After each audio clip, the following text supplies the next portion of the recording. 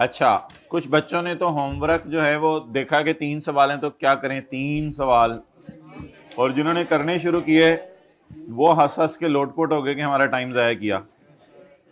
Yes it is so, time जाया किया था। उन सवालों में क्या था? कुछ भी नहीं था। पेज 520। अच्छा भाई, ये सेक्शन कह रहा है, माय डियर खामोश हो जाना, ये सेक्शन कह रहा है कि सेक्शन 124 पढ़ लो। कौन सा वाला? इनकम टैक्स ऑर्डिनेंस वाला। तो मैंने भी वही बात की हुई है। तो चैप्टर 15 आने दें, लेट्स कम चैप्टर 15। चैप्टर 15 पे हमें पहुंचने दें, फिर इंशाल्लाह इसको देख लेंगे। तो बार बार सुन लें, मैंने इसको पढ़ाया नहीं है 11B को। ओके, सेक्शन 11E की तरफ आ जाएं। अच्छा, थोड़ा सा बच्चों के आने का वेट कर लें। मीनवाइल हम अपने टाइम को तो यूटिलाइज करें। चैप्टर 22 में आए।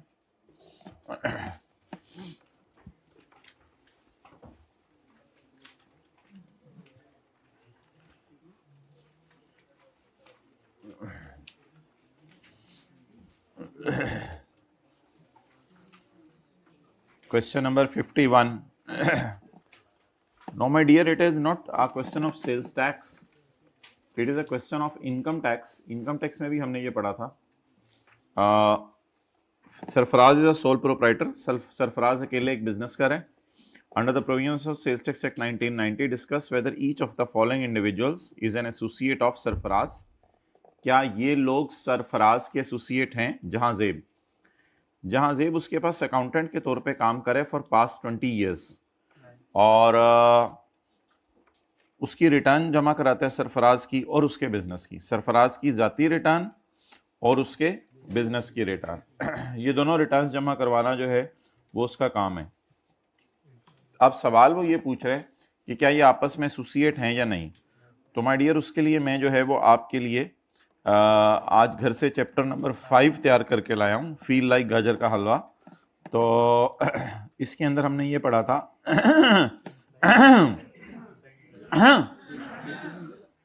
वो कोई बड़ी उम्र का कर रहा हो तो आप उसे आगे से करेंगे हो डियर दीज पीपल, बच्चे आर कमिंग नाउअडेज। तो पॉइंट नंबर 2 पढ़ें। 2 persons shall not be associate solely because one is an employee of the other। आसान था ना सवाल, क्योंकि एक दूसरे का एम्प्लॉई है इस वजह से एसोसिएट नहीं है। ऑब्वियसली भूला हुआ था आपको, लेकिन दिखाने से याद आ गया। सरफराज 20% शेयर ओन करता है फलाह लिमिटेड में, कोई कंपनी होगी, और उसकी अम्मी 30% शेयर ओन करती हैं फलाह लिमिटेड में। फराज की अम्मी रुखसाना आंटी नहीं हमारे मोहल्ले में वो, तो सरफराज 20% शेयर ओन करता है, उसकी अम्मी 30% शेयर ओन करती हैं। अम्मी तो रिश्तेदार है ना, रिलेटिव। तो जब अम्मी रिलेटिव है तो हमने क्या पढ़ा था, किसी को याद हो? A shareholder in a company and the where the shareholder इधर अकेला और टुगेदर विद बीवी की जगह अम्मी कर दें। मिसाल बदलते हुए क्या टाइम लगता है? तो क्योंकि ये रिलेटिव है आपस में, ठीक है। हाइब्रिड में लेट आने पे दैट्स वेरी नाइस। देर से आना ना आने से बेहतर है, लेकिन आइंदा टाइम पे आना फिर जरूरी है। सारा ए कितों आ गई हूं सारा। शी, अच्छा, she is adopted daughter of Sarfaraz wife Fatima. तो बीवी का नाम क्यों बताना था अभी तो हमारे लिए वो रेलेवेंट नहीं है। सारा वाज एडॉप्टेड बाय फातिमा, अच्छा ठीक, इसलिए बताना था, ठीक है। Before her marriage to Sarfaraz. तो मेरे ख्याल से अगर शादी से पहले अडॉप्ट किया हुआ तो नहीं है, अगर शादी के बाद अडॉप्ट किया तो फिर है। मुझे जरा देख लेने दे। अडॉप्टेड चाइल्ड ऑफ इंडिविजुअल और बीवी इफ अडॉप्टेड आफ्टर मैरिज, ऐसी शर्त है ना कहीं? नहीं, मुझे तो लग रहा है ऐसी शर्त थी मेरे ख्याल से कि अगर मैरिज के बाद अडॉप्ट किया है। नहीं, देखें शायद कोई ऐसी शर्त लिखी हो, लिखा हुआ कब अडॉप्ट किया है। बस अडॉप्ट होना चाहिए। साथ वाले का बॉल पॉइंट अडॉप्ट करें जरा, बस हो गया अडॉप्ट। तो अडॉप्ट होना चाहिए भाई, ये नहीं कि शादी से पहले हो या शादी के बाद हो। सो दैट्स व्हाई सारा जो बेटी है सरफराज की बीवी की, तो वो भी इसके लिए क्या होगी? एसोसिएट। उम्मीद ट्रस्ट, इससे क्या उम्मीद लगानी, छोड़े पर हम पढ़ते हैं अब अपना, चलें पढ़ लें। उम्मीद trust, Sarfaraz is one of the trustee of the UT. The trust was establish to oversee the operations of an orphanage. ये यतीम लोगों को देखता है। अच्छा माय डियर, इसमें ना देखें trust and any person who benefits under the trust, इसके ऊपर थोड़ी सी मैंने अब आपसे बात करनी है। सरफराज उसके अंदर क्या है माय डियर, जल्दी बोलें, जल्दी जल्दी जल्दी बोलें। सरफराज उसके अंदर क्या है? ट्रस्टी है।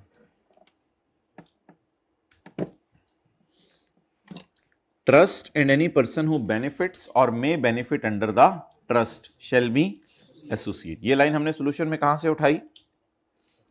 जल्दी बोलें, पॉइंट नंबर बी से। In the given scenario, although the beneficiaries are orphans, UT may be an associate of Sarfaraz if he is deriving any benefit from the trust. मेरे ख्याल से ICAP को ये लाइन नहीं लिखनी चाहिए थी कि अगर सरफराज इस ट्रस्ट से कोई बेनिफिट ले रहा है, क्योंकि आम तौर पे ट्रस्ट नॉन प्रॉफिट पर्पस के लिए होते हैं और उसके जो ट्रस्टेड डायरेक्टर्स हैं अगर वो फायदा इससे लेने लग जाएं तो फिर लोग चंदा देना भी इनको बंद कर देते हैं और ये ट्रस्ट भी बंद करवा देते हैं कि तुम लोगों ने तो अपने लिए खोला हुआ है इसको। लेकिन मुझे नहीं पता है कि आपने ये लाइन क्यों लिखी है। असल में जो बंदा ट्रस्ट से बेनिफिट ले, फायदा उठा रहा हो, वो और ट्रस्ट इदारा आपस में एसोसिएट हैं, तो बज़ाहिर ये होना चाहिए था कि in the given scenario beneficiaries are orphans, so therefore Sarfaraz and UT are not, बोलें और नॉट एसोसिएट। ये भी अल्हम्दुलिल्लाह चल जाना था, पेपर में चल जाना था, एग्जामिनर ने आपको पास कर देना था, क्योंकि आईकैप ने आगे एजम्पशन ली है if he is deriving any benefit, अगर वो बेनिफिट डिराइव कर रहा है। तो मैं कह रहा था एजम्पशन भी ना लें, बस यही समझें कि वो उससे बेनिफिट नहीं ले रहा, बस ये बात है। तो ये नहीं, इसको मेरे ख्याल से जवाब देना चाहिए था। बहरहाल उसने जवाब दिया, हमने उसको जवाब दे दिया।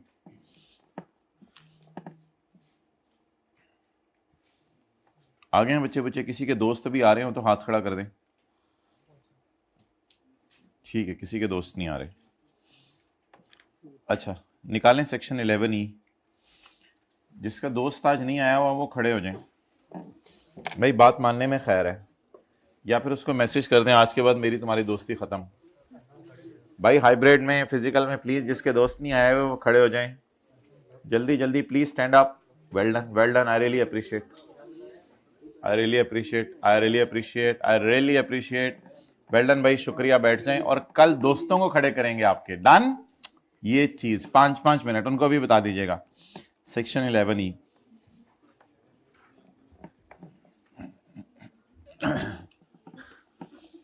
अच्छा भाई, ये 3 जुर्म हैं, इनको याद कर लें, फिर इनकी सजा देखते हैं सेल्स टैक्स में। भाई बड़े मौके पे आए हो। अच्छा, ये जो 3 जुर्म हैं, ये जुर्म चाहे आप जानबूझ के धोखा देने की नीयत से कर रहे हैं, कोलूजन और अ डेलिब्रेट एक्शन, वो एक ही मतलब है। या का या बीच में नहीं आना चाहिए था, बस एक ही मतलब है, कोलूजन / डेलिब्रेट। ये भोलेपन की वजह से कर रहे हैं या मिली भगत करके जानबूझ के कर रहे हैं? जानबूझ के कर। वेयर ड्यू टू कोलूजन और deliberate action a person has not paid और short paid the due sales tax. जो सेल्स टैक्स बनता था वो पे ही नहीं किया या कम पे किया। जनरल टायर ने टायर बेच दिया 118 का, या 18 पे नहीं किया या 10 पे नहीं किया। Claimed input which is not allowed, input numerical में क्या कर लिया? माइनस, जो माइनस करने की इजाजत नहीं थी। इनपुट बहुत से डेड होते हैं, आपको पता है, और 6 महीने से पुराना इनपुट भी अगर माइनस ना कर सकते हैं वो भी माइनस कर सकते हैं, लेकिन अगर ज्यादा आगे चला जाए तो वो भी माइनस नहीं कर सकते। इनपुट तो हजारों हमने पढ़े हैं जो डेड है। ऑब्टेन्ड अ रिफंड, आपने एक्सपोर्ट सेल करके मिसाल के तौर पे रिफंड ले लिया, डेट वाज नॉट ड्यू, जो आपका बनता नहीं था। अब 3 जुर्म याद कर लें। नंबर 1, टैक्स कम दें। नंबर 2, इनपुट गलत माइनस कर लें। नंबर 3, गलत रिफंड ले लें। वो जो न्यूमेरिकल के एंड पे नहीं आखिरी लाइन होती है रिफंडेबल ऑन जीरो रेट, वो रिफंड गलत मांग लें, कोई भी रिफंड गलत मांग लें। अच्छा, अब ऑफिसर क्या करेगा? अगले पेज पे आए।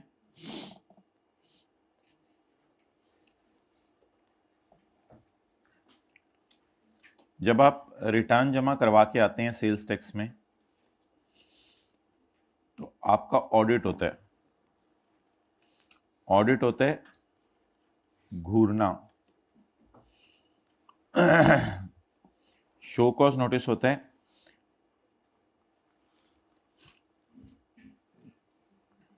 बार्किंग, डॉगी को ज़हन में रखें, और ये होता है बाइटिंग, काटना। अब बार्किंग की मैं उर्दू नहीं लिखना चाह रहा इससे अजीब सा लफ्ज़ है। अच्छा, भौंकना होती है। तो ऑडिट, ऑडिट का मतलब क्या है? घूरना। यानी जब टैक्स वाले, देखें आपका कभी अगर पाला पड़ा हो तो पहले वो दूर से आपको देखता है, डॉगी दूर से देखता है, फिर करीब आके वाऊ वाऊ, और फिर उसके बाद तो उसके बाद आप नीचे पड़े होते हैं। तो काटना जी। आपके पास बड़ा डॉगी है अपना? इतनी क्या क्या बातें करें, छोड़ें यार, आप लोग सीखे करें इधर। अच्छा, तो क्या बोल रहे हो मुझे बताओ ना। जर्मन शेफर्ड, ठीक है, क्लास के बाद ना मिलना। अच्छा जी,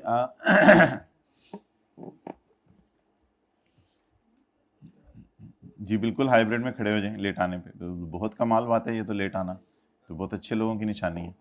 अच्छा जी, अगर बाकी लोग इजाज़त देते हैं तो इनको बिठा दें, इजाज़त है तो हाथ खड़ा करते हैं हाइब्रिड वाले। आप लोग बहुत ख़राब करते हैं, घर में ऐसे लोग ही बच्चों को ख़राब करते हैं। सारे बैठने चलें। अच्छा जी, अब मुझे आप ये बताएं कि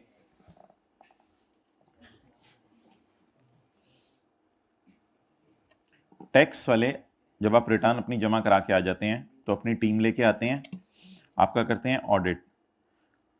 ऑडिट के बाद आपको शो कॉज नोटिस इशू करते हैं। शो कॉज नोटिस का उर्दू में तर्जमा है वजह बताएं क्यों ना आपके खिलाफ एक्शन लिया जाए। शो कॉज, शो कॉज, वजह बताएं क्यों ना आपके खिलाफ एक्शन लिया जाए।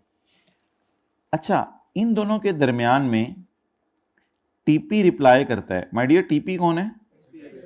टैक्स पे टीपी रिप्लाई करता है। ऑब्वियसली आपको पता है कि अगर वो आके बार्किंग करा हो तो आपके पास दरख्त पे चढ़ने का टाइम होता है, तो टीपी क्या करता है? रिप्लाई करता है। अगर आपका रिप्लाई सेटिस्फैक्टरी ना हो तो फिर ऐसी सूरत में वो काट लेता है।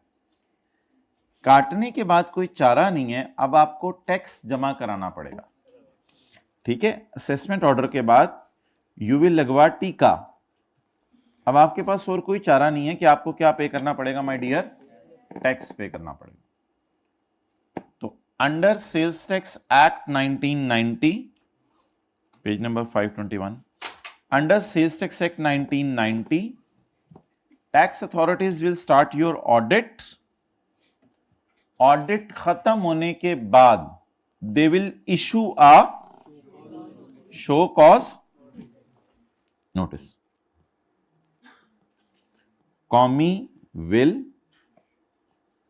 बोले बोले बोले बोले, कॉमी में डबल एम आता है। कॉमी will issue a show cause notice. कॉमी एक शो कॉज नोटिस इशू करेगा, वजह बताओ क्यों ना तुम्हारे खिलाफ एक्शन लिया जाए।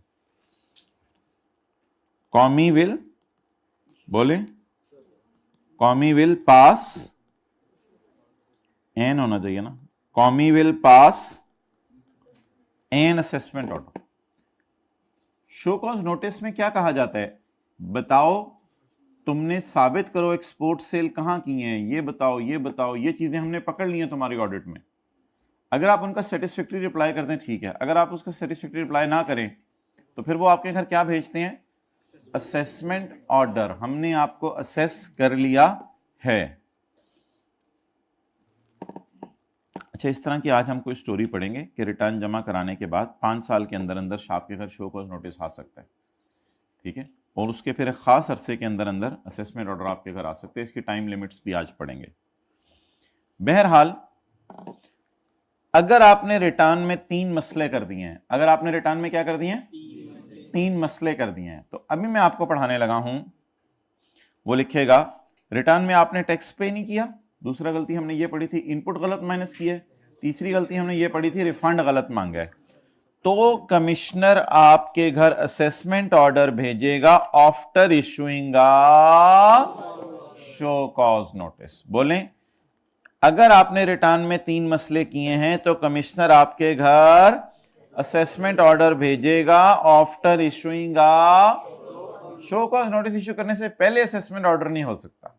ये डॉगीज पता नहीं ऐसे करते हो तो करते हो कि यहां से डायरेक्ट इधर आ जाते हो, लेकिन आमतौर पे डॉगीज को भी लोग यही कहते हैं कि यार ऐसा ना किया करो, पहले थोड़ा सा आके बताया तो करो ओके हम प्रोग्राम क्या है तुम्हारा, फिर उसके बाद आ जाओ, फिर तुम तीर आजमाओ, हम जिगर अपना पेश करेंगे।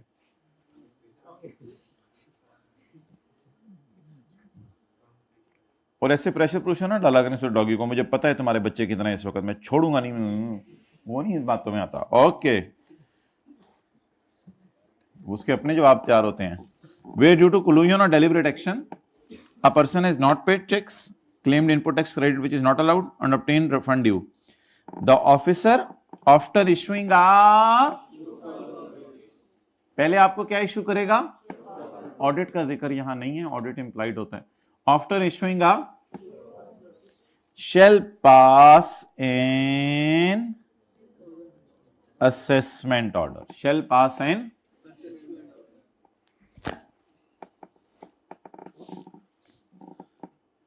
अच्छा, अजीब सी बात है, सेक्शन की हेडिंग में इसने असेसमेंट का लफ्ज लिखा हुआ है और नीचे ये असेसमेंट ऑर्डर का लफ्ज लिखना भूल गया। Where due to collusion or deliberate action, a person has not paid the tax, claimed input tax rate which is not allowed, obtained refund. The officer, after issuing a show cause notice, shall pass an assessment order. Shall pass an. The officer, बाल याद करें, after issuing a shall pass an to recover tax. आगे लफ्ज लिखा हुआ है उसने, to recover tax, to determine and recover unpaid tax or unlawful refund, and shall impose penalty and अच्छा जी माय डियर, पेनल्टी और डिफॉल्ट सरचार्ज के अंदर फर्क बताएं। पेनल्टी तो क्या होता है, पेनल्टी होता है जुर्माना, पेनल्टी क्या होता है, जुर्माना, और डिफॉल्ट सरचार्ज क्या होता है, डिफॉल्ट सरचार्ज लिखें लेट पेमेंट पे इंटरेस्ट, डिफॉल्ट सरचार्ज होता है लेट पेमेंट पे इंटरेस्ट। पेनल्टी ये है कि तुम होते कौन हो ये जुर्म करने वाले, 10,000 रुपया दो, ये जुर्माना है। डिफॉल्ट सरचार्ज ये लेट पेमेंट पे interest.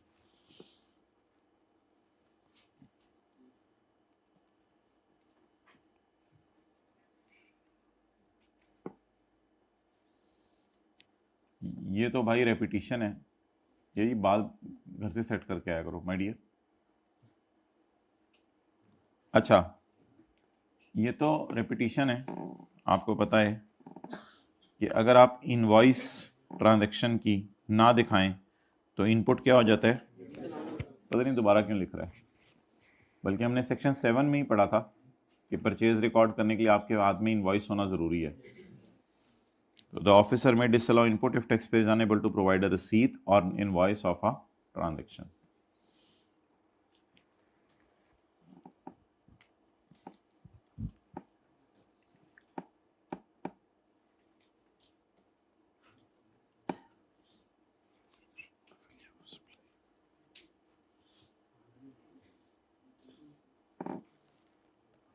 Where tax is not levied, जहां टैक्स नहीं लगा, it shall be recovered as tax fraction of value of supply. ये थोड़ी सी अजीब सी इंग्लिश है, अपने समझने के लिए यहाँ लिख लें of value of supply including sales tax, क्योंकि वीओएस में सेल्स टैक्स शामिल नहीं होता। Of value of supply including sales tax, यानी वो कह रहे हैं मैं तुम्हारी ये वाली वैल्यू पकड़ूंगा 236 और इस पे फ्रैक्शन लगाऊंगा, तो फिर टैक्स कितना निकल आएगा, 36 रुपए। तो फ्रैक्शन लगाया करूंगा, लेकिन ये तो बड़ी बोंगी सी बात है ना कि फ्रैक्शन वीओएस पे लगेगी। वीओएस पे नहीं लगती असल में, इंक्लूडिंग सेल्स टैक्स इम्प्लाइड है यहाँ पे। आमतौर पे इम्प्लाइड नहीं होती ये बात, लेकिन शायद उससे लॉ बनाते हुए कोई मसला हो गया उससे, इस वजह से ये ऐसा है। तो जो भी फिगर होगी आपकी उसमें सेल्स टैक्स डला होगा, तो मैं इससे सेल्स टैक्स खुद निकाल लिया करूंगा। कहता है टैक्स फ्रैक्शन क्या होती है, 18 डिवाइडेड बाय 180, यानी ये फिगर 118 पे पड़ी है, तो मुझे कितना दे दो, 18।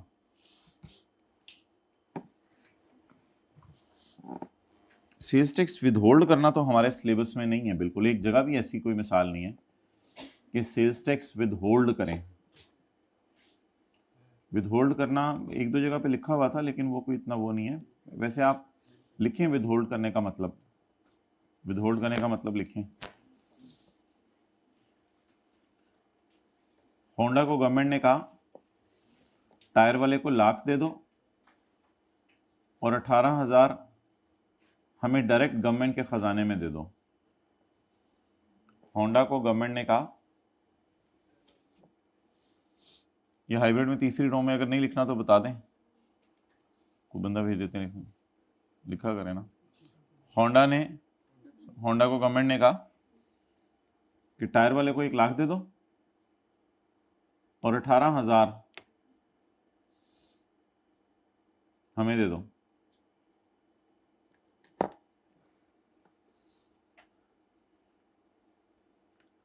पहले सोचें थोड़ी देर, क्या आज तक कभी ऐसा हुआ था, या आम तौर पे तो यही होता है ना कि हम पूरा 1,18,000 दे आते हैं, फिर 18,000 वो लोग देते हैं। हाँ, अगर कहीं मैंने लिखवाया हो तो ये भी एक मिसाल थी, एक जगह लिखवाया था कि जहां बायर टैक्स पे करेगा, मैंने लिखवाया था एक जगह, बस छोड़ें उसको, ढूंढने की जरूरत।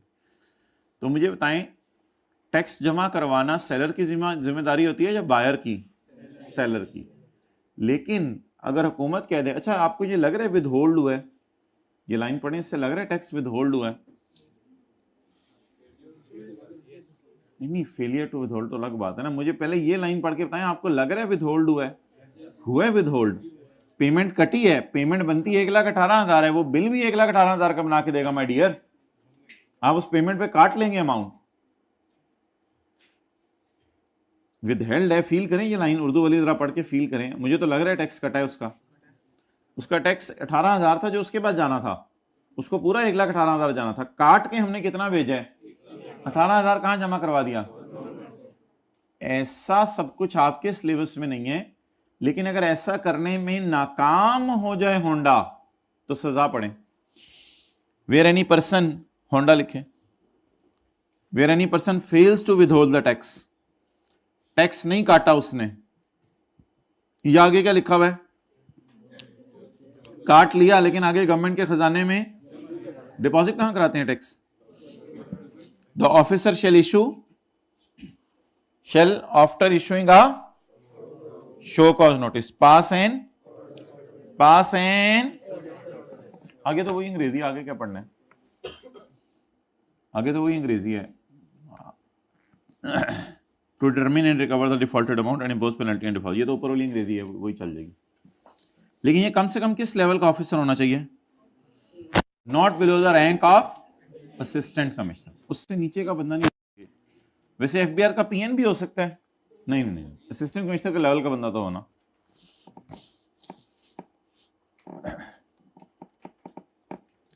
अच्छा माय डियर,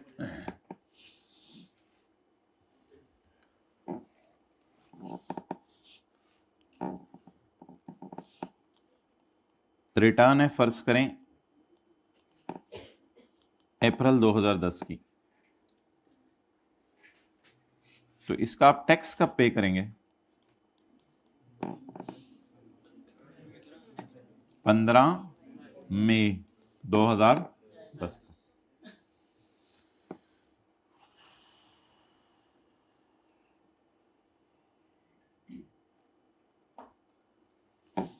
जरा तसल्ली से समझिएगा,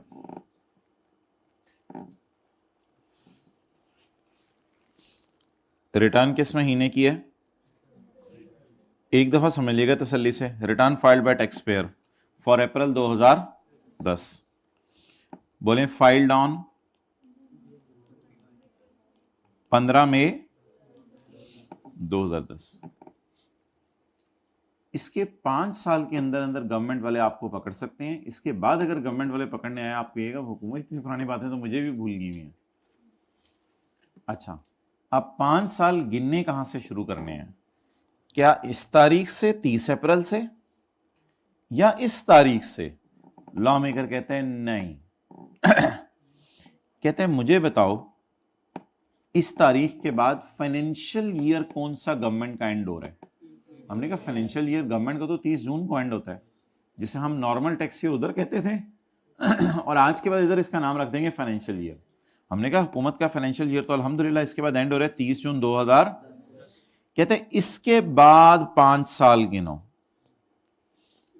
30 जून 11, 30 जून 12, 30 जून 13, 30 जून 14,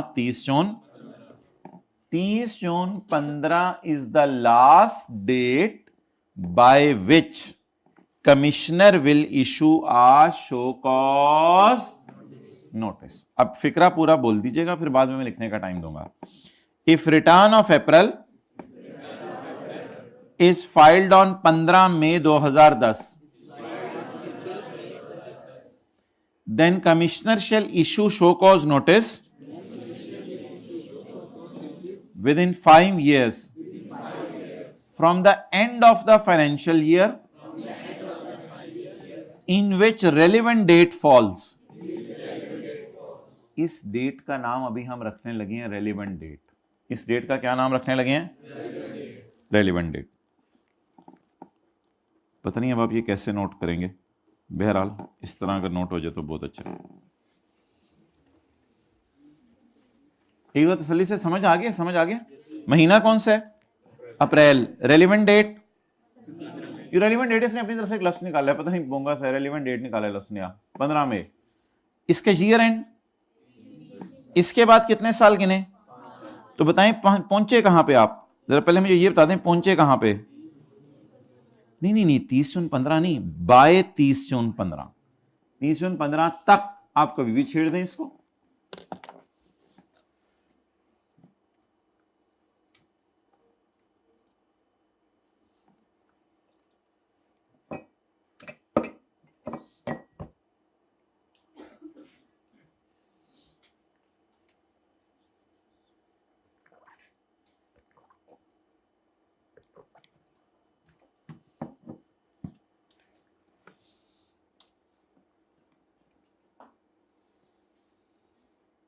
तीन दिन हमारे बने हैं ना, मंडे, वेडनेसडे और फ्राइडे। इन 3 दिनों में जोहर के बाद आप लोग माशाल्लाह आ जाते हैं और 15-20 मिनट का हम कोई न्यूमेरिकल कर लेते होते हैं। आज भी आ जाइएगा, 1:50 पे आ जाइएगा ताकि आपको 2:15 तक फ्री कर दिया जाए। है कोई कर ले न्यूमेरिकल या छोड़े पड़े, कोई नहीं, चलें कर लेते हैं। ठीक है जैसे आप कहते हैं, रोना नहीं।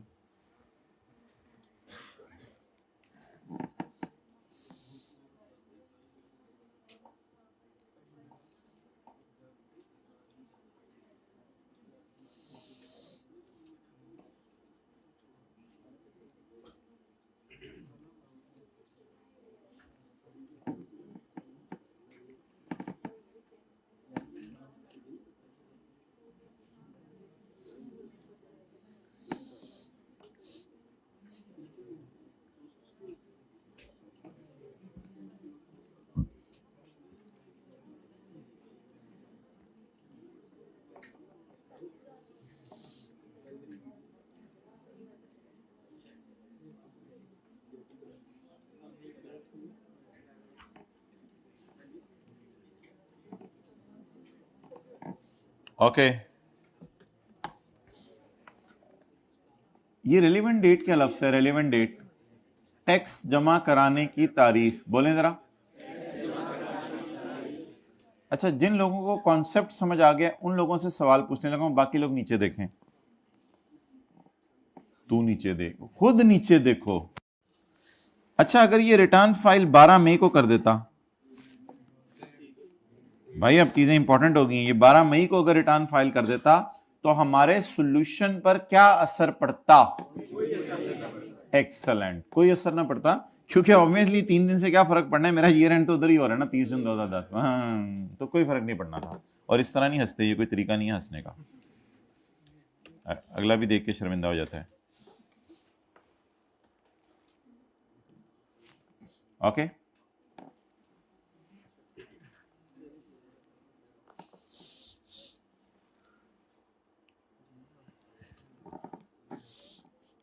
चलें एक और सवाल करें, पिछला सफा। Qasim has made taxable sale in the month of सितंबर 2011।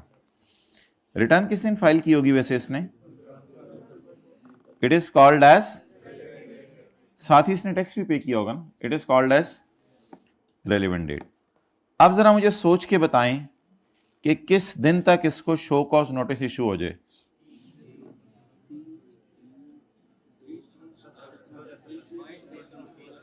यार सादा सी बात है, मैं मुझे बताएं 15 अक्टूबर 11 के बाद कौन सा 30 जून आने? नवंबर, दिसंबर, जनवरी, फरवरी, मार्च, अप्रैल, मई, जून, 8-9 महीने बाद आ जाने जून।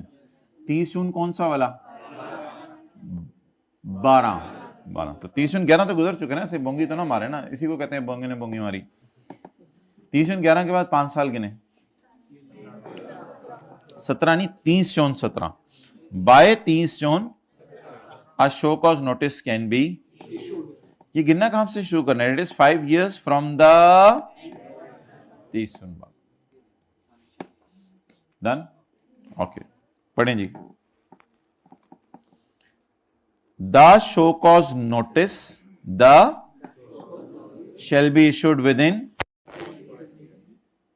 the show cause notice shall be issued within 5 years from the end of the financial in which the relevant date falls।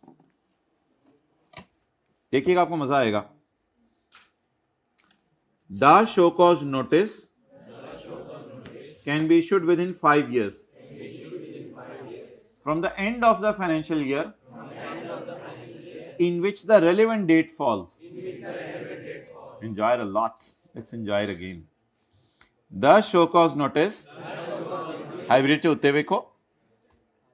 The show cause notice can be issued within 5 years from the end of the financial year in which the relevant date falls।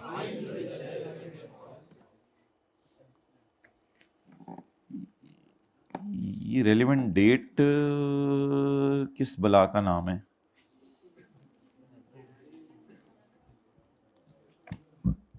Time of payment of sales tax. Return जमा कराने की तारीख नहीं, जिस दिन return जमा होती है उसी दिन टैक्स जमा होता है, लेकिन रेलिवेंट डेट की डेफिनेशन है time of payment of sales tax, जिस दिन आपने सेल्स टैक्स पे किया। वो आपको पता है 15 तारीख को आमतौर पर लोग करते हैं। और the date of its refund.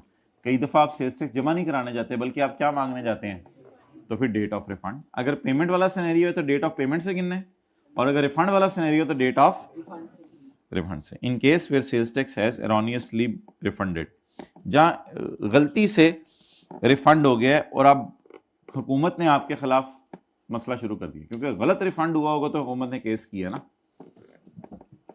ये बात समझे? In case it has been erroneously refunded by government. अब गवर्नमेंट ने एरोनियसली रिफंड कर दिया, अब वो काटने आ रहे हैं आपको। ये क्या करने आ रहे हैं ये सारे? ये देख लें क्यों घूर रहे हैं, क्योंकि एरोनियस रिफंड हो चुका है, गलती से रिफंड हो चुका है आपको।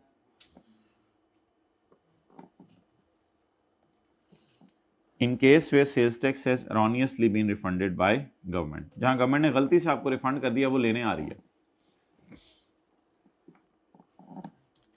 पॉइंट बी भी है कि इसको मैं देखता हूं बाद में। अच्छा जी, अब सवाल ये है, ओके दैट्स नाइस। अच्छा, अब सवाल ये है कि ये तो कोई तरीका नहीं कि सुबह 9 बजे जब मैं गुजर रहा था तो डॉगी ने वो किया, शाम को 5 बजे जाते हुए बार्किंग की। हमने कहा ये तो सॉरी मादरत, सुबह 9 बजे उसने जो है वो किया और रात को 8 बजे उसने काट लिया। मैंने कहा पुत्र की प्रोग्राम है तेरा, ये क्या तरीका है?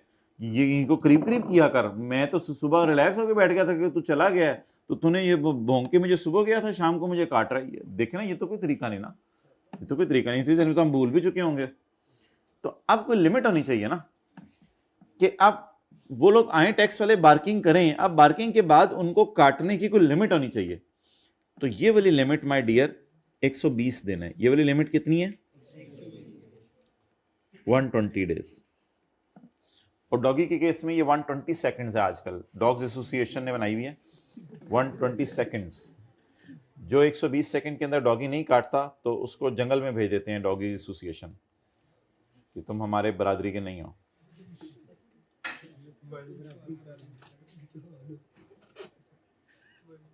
जाहिर बात है ना, बंदा तो बार्किंग के बाद बंदा मरते दम तक डरता ही रहे अगले 10 साल तक, यार काट लेना किसी भी पहले। बार्किंग के बाद काटने की कोई लिमिट होनी चाहिए। ऐसे देख रहे हैं आप लोग जैसे आपको पता ही नहीं दुनिया में डॉगी है, कोई चीज है। और अच्छा, टाइम लिमिट का नहीं पता था। ओके, शुक्रिया। तजर्बा ना कर लेना अब इसका जाके। Point number 2।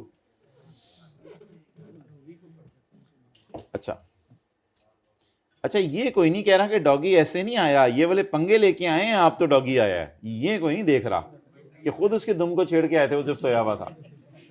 आप ये क्यों आ रहे हैं टैक्स वाले? ये आपने पंगे लिए हैं ना, उनको तो नहीं शौक आने का और काटने का। कोई ना कोई ऐसे गुनाह होता है। अच्छा, या अल्लाह ने दर्जात बढ़ा दिया। अच्छा, पॉइंट नंबर 2 छोड़े पर इसको। पॉइंट 2,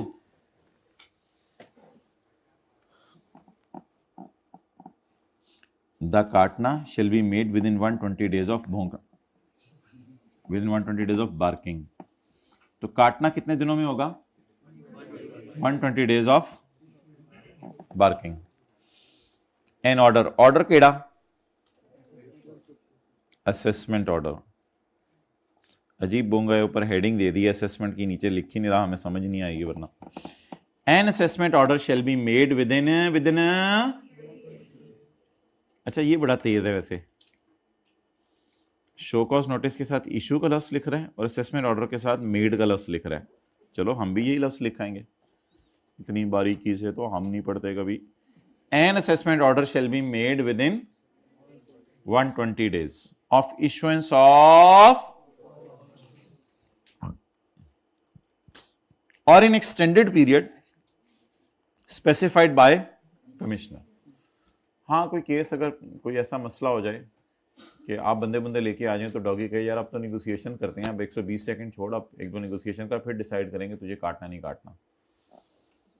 तो 120 दिन तो जनरल टाइम लिमिट है, लेकिन अगर कमिश्नर चाहे तो ज्यादा दिन भी ले सकता है।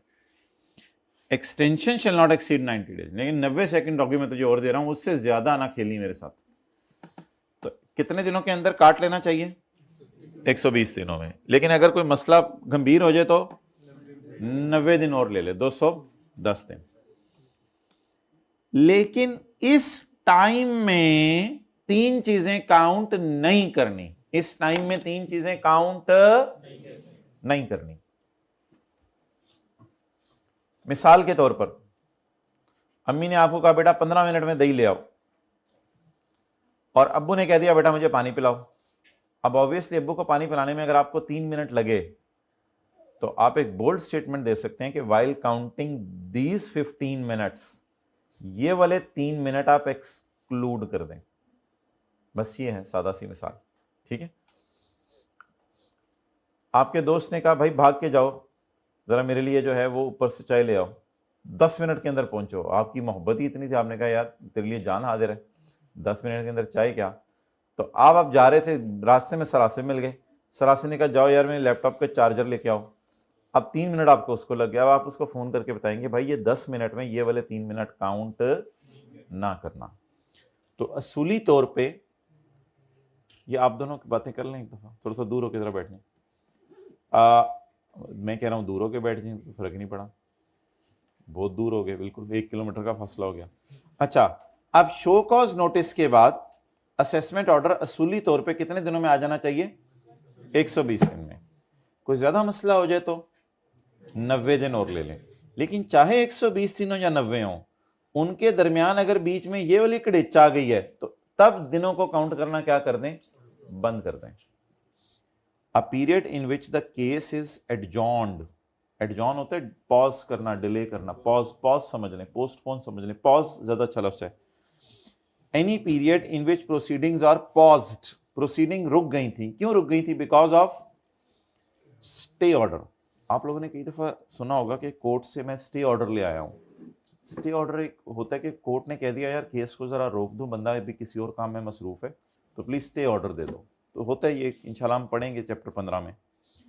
ऑल्टरनेट डिस्प्यूट रेजोल्यूशन का मतलब तो आसान सा है, आपने डॉगी को कहा छोड़ो, मैं जंगल के बादशाह के पास जा रहा हूं, वो मेरा हल पेश करेगा। तुम होते कौन हो मुझे भूंकने वाले, काटना तो दूर की बात। आप ऑल्टरनेट डिस्प्यूट रेजोल्यूशन प्रोसीडिंग्स कर चले गए। तो डॉगी ने कहा ठीक है चला जा, लेकिन फिर ये टाइम मैं काउंट नहीं करूंगा, मेरे 120 सेकंड उसी जगह। आपने कहा हाँ तेरे 120 सेकंड उसी जगह, वो मैं तुझे दे दूंगा, मुझे आने दे रहा था शेर के पास होके। उधर जंगल की खाला मिल गई। अच्छा जी, शेर की खाला। पॉइंट नंबर 3, बिल्ली, ये लूमड़ी कौन, बिल्ली है मेरे ख्याल से, शेर की खाला। ओके चलिए जो भी है, ये नहीं पेपर में आना, अब आपस में डिस्कशन शुरू हो गई है। देखो जो ये रेलिवेंट बातें होती हैं आपस में डिस्कशन शुरू हो जाती है।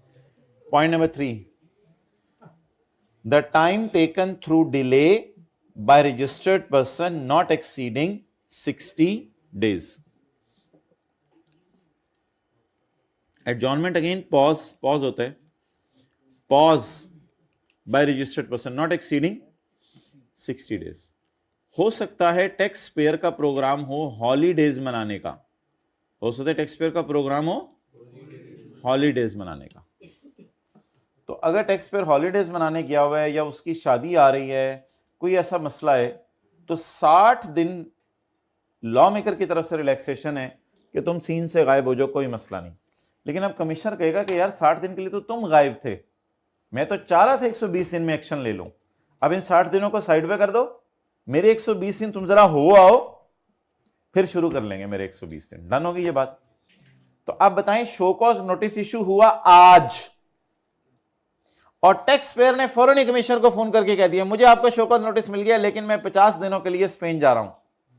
उसने कहा तुम हो आओ, नॉट एक्सीडिंग 60 days, उससे कम के लिए जा रहे हो आओ, होके आ जाओ, 50 दिनों बाद मैं अपने 120 दिन गिनना शुरू कर दूंगा। आपने कहा ठीक ठीक ठीक, कोई मसला नहीं, क्योंकि ये तो मैं खुद अब गायब हुआ हूं ना सीन से, कुछ समझ आई होगी शायद बात की।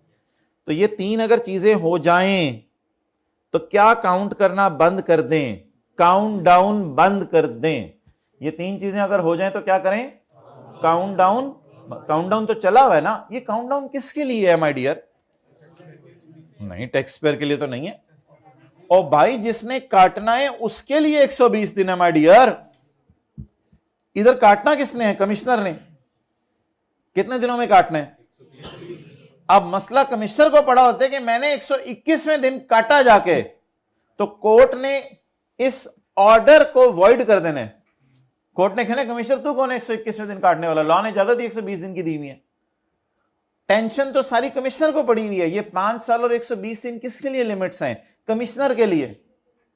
कमिश्नर कभी छठे साल जाके हाथ डाले सही उस पर, कोर्ट फौरन आगे बढ़ेगा, भाई तुझे इजाजत ही नहीं, लॉ ने इजाजत नहीं दी हुई, तो ऐसी टैक्स पेयर से पंगे ले रहे हैं। अब कमिश्नर चीखता रहे चिल्लाता रहे कि इसने टैक्स कम पे किया हुआ है, शॉर्ट पे किया हुआ है, तुझे 6 साल बाद याद आया भाग। अब कोर्ट आगे बढ़ के खुद टैक्स पेयर को सेव करेगा। तो ये 5 साल की लिमिट और 120 दिन की लिमिट फॉर हुम है? फॉर कमिश्नर है, नॉट फॉर टैक्स पेयर है। ये फॉर कमिश्नर है लिमिट्स, कि तुम 5 साल में कमिश्नर ये कर दो और तुम 120 दिन में ये कर दो। हमारे लिए तो एक लिमिट थी जो हमने पहले दिन पढ़ी थी कि 15 दिनों में हमने रिटर्न जमा करानी है, हमारे लिए तो ये लिमिट है, हमारे लिए तो और कोई लिमिट्स नहीं है। तो ये सारा काटू प्रोग्राम जो है वो कौन कर रहा है? कमिश्नर कर रहे हैं, तो उसके लिए लिमिट्स हैं। ओके माय डियर, अब बोलें आ काटना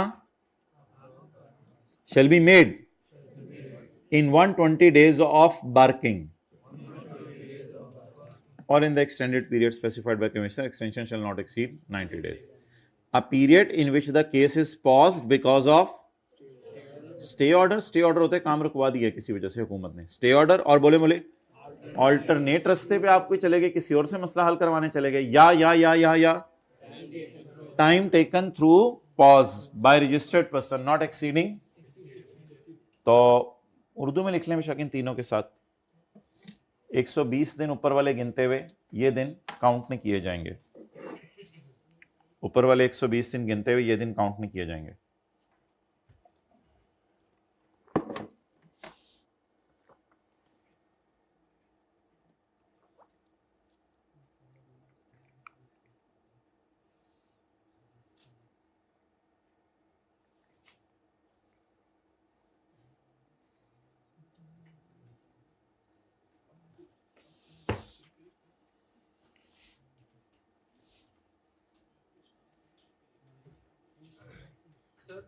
जी शोकॉज नोटिस और असेसमेंट ऑर्डर के बीच कितना गैप है? शो कॉज नोटिस और असेसमेंट ऑर्डर के बीच में कितना गैप है?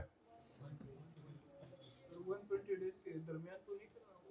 120 डेज में करना है, जब मर्जी कर दें, 118वें दिन कर दें, 115वें दिन कर दें, दूसरे दिन कर दें, पहले अगले दिन कर दें, कोई मसला नहीं। बार करें और साथ ही काटना शुरू कर दें, कोई मसला ही नहीं। ओके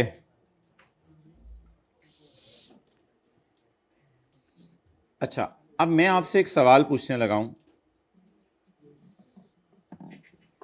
हाथ खड़े करके जवाब देना, बहुत आसान सवाल है, 90% बच्चों का सही जवाब होगा। हाँ, ये मुझे बताइएगा कि अगर हमने 30 सितंबर 2012 को ही शो कॉज नोटिस इशू कर दिया, ये तो टाइम था ना हमारे पास, लेकिन अल्लाह का शुक्र है इसके बाद जब मर्जी करें। हमने 30 सितंबर 12 को ही शो कॉज नोटिस इशू कर दिया। अब 120 दिन आगे गिनने हैं ना, अब 120 दिन यहां से आगे गिनेंगे या 30 जून 15 से आगे गिनेंगे? 30 सितंबर 12 से, 30 सितंबर 12 से। क्या असेसमेंट ऑर्डर का ताल्लुक last date of show cause notice जो इश्यू हो सकता था उससे है, या एक्चुअली जब शो कॉज नोटिस इश्यू हुआ उससे है? डन। तो बताएं ये 120 दिन यहां से गिनने शुरू करने हैं या इस अरसे में जहां शो कॉज नोटिस इश्यू हुआ वहां से गिनने शुरू करने हैं? ओके तो अल्हम्दुलिल्लाह इसको अब हम एक खूबसूरत एग्जांपल के जरिए करते हैं, पेज 520 पे। और अब आप जो हजरात जो है बड़े अटेंटिव हो जाएं। कासिम ने सेल किया किस महीने में? चपेड़, पेज नंबर पूछ रहे, ये लिखा नहीं हुआ, पेज कौन सा है? कभी कभी लिखा होता है।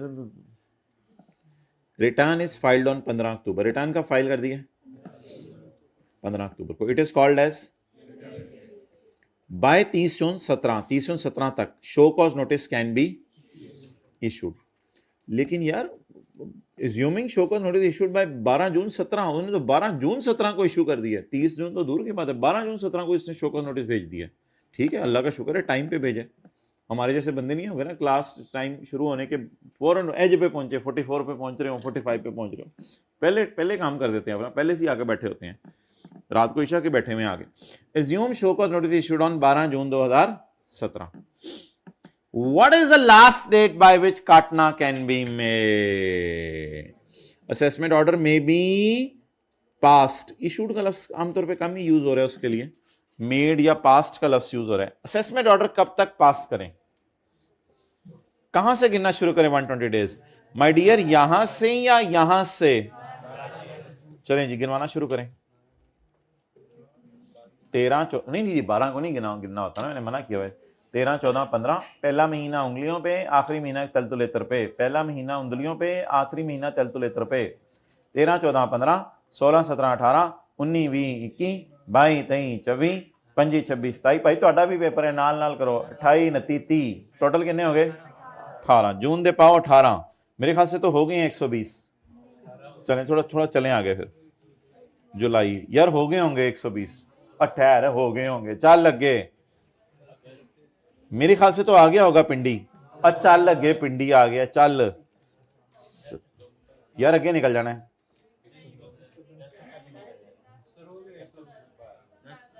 भाईजान हम पेशावर जा रहे हैं, तो मेहरबान हो गए हैं, गुजर गए हैं। कौन से 10 अक्टूबर के कितने? 10 अक्टूबर, हाँ सही डेट आप लोगों ने पकड़ी है, 10 अक्टूबर ही आई कैप पूरे मार्क्स देगा 10 अक्टूबर वाले को। जो 11 अक्टूबर लिख के आएगा उसके मार्क्स पूरे नहीं मिलेंगे, बिल्कुल नहीं मिलेंगे। 120 दिन एग्जैक्ट गिनने आने चाहिए, नोट करें। कितने दिनों के अंदर काट सकते हैं माय डियर? भाई ये दिन गिनने जरूरी है ना, वरना लॉ की वायलेशन हो जाएगी। ये दिन किसके लिए हैं? जिसने बोलना था टैक्स पेयर, उसको उसी का हील वाला जूता उतार के मारना था मैंने। हील वाला मंगवा लेते कहीं से, कोई मसला नहीं। हदी अजीब वैसे बोंगी है, टैक्स पेयर तो नहीं। ये किसके लिए था बोले? कमिश्नर के लिए लिमिट्स है।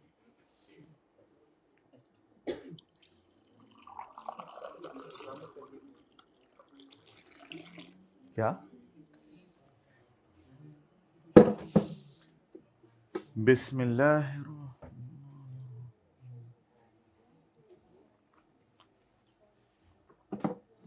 साथ वाला टह या कणह होने लगे तो फौरन उसे उठा दिया करें।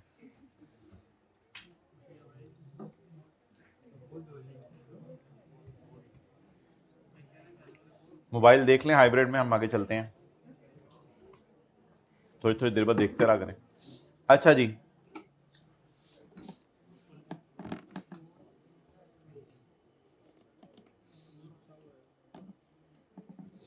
चलें जी, ये आपका सेल्फ टेस्ट क्वेश्चन है, इसको सॉल्व करें।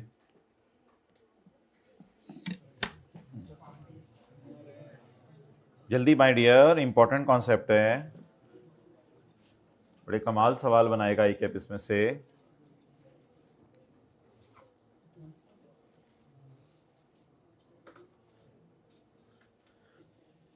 वैसे मैंने आपको तरीका बताया हुआ, पहला महीना भी कैलकुलेटर पे गिनने का, अगर उंगलियों पे नहीं गिनना तो। हाइब्रिड में जल्दी से होके आ जाएं, हम बच्चों को सीए करा लें।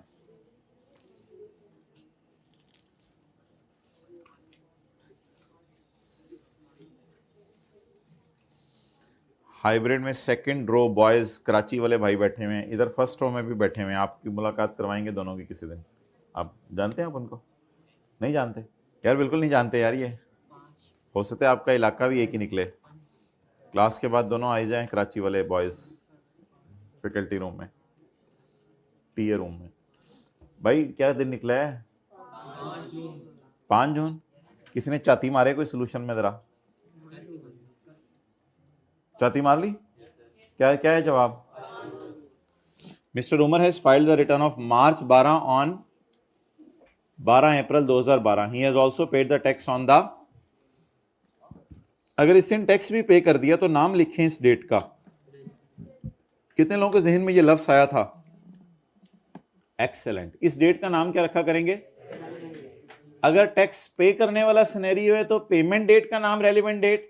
अगर टैक्स रिफंड कराने वाला सिनेरियो है तो बातें गौर से सुना करें। आई के बड़ी अच्छी टेस्टिंग शुरू कर चुका है आप बिल्कुल कोई गुंजाइश नहीं है हल्का फुल्का आगे होने की। ये जो आखिरी 2 अटेम्प्ट्स गुजरी हैं, इनमें वो बड़ी कमाल किस्म की टेस्टिंग उसने शुरू कर दी हुई है। तो अगर टैक्स जमा कराने का सिनेरियो है तो जमा कराने की तारीख, और अगर रिफंड मांगने का सिनेरियो है तो रिफंड मांगने की तारीख को क्या कहा जाएगा? Relevant date. So under the given scenario the last date by which show cause notice can be issued is. यार ये तो 30 जून 12 से गिनना शुरू करेंगे ना। 13, 14, 15, 16, 17, इस दिन तक शो कॉज नोटिस इशू हो सकता है, और हमने टाइम पे कर दिया। Assume show cause notice issued on 5 February, so what is the last date by which assessment order can be made?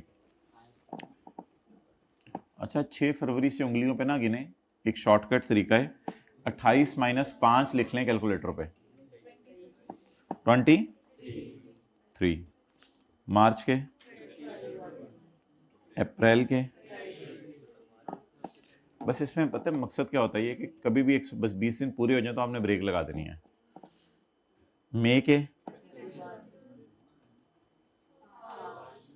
5 दिन total, 120 - 31 - 30 - 31 - 23 balancing 5। The assessment order can be made by 5 जून 2017। चलें जी,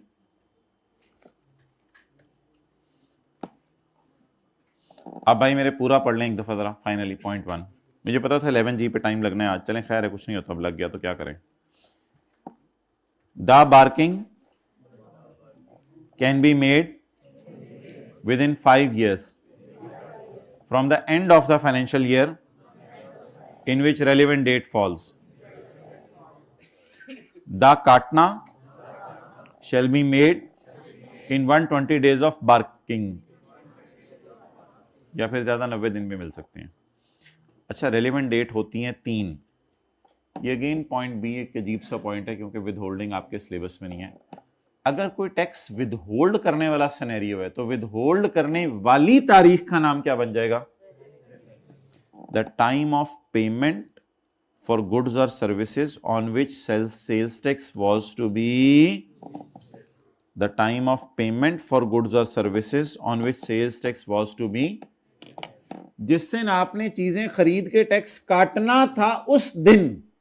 यानी अगर होंडा ने 1,18,000 देना था, उसमें से 1 लाख इनको देना था, 18,000 गवर्नमेंट को जमा कराना था, तो वो दिन जिस दिन आप चीजें खरीदने गए थे, the time of payment for goods, ये हुकूमत के खजाने में जमा करा रहे हैं या ये उस वक्त 1 लाख उसको दे रहे हैं?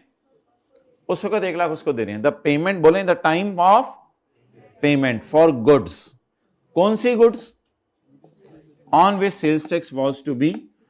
लेकिन इस तरह की डेट देके आपसे नहीं आगे करवाएगा, इसको बस थ्योरी के हद तक याद करना है। ओके जी, लास्ट थिंग आज की पढ़ लें, best judgement assessment. Best judgement assessment,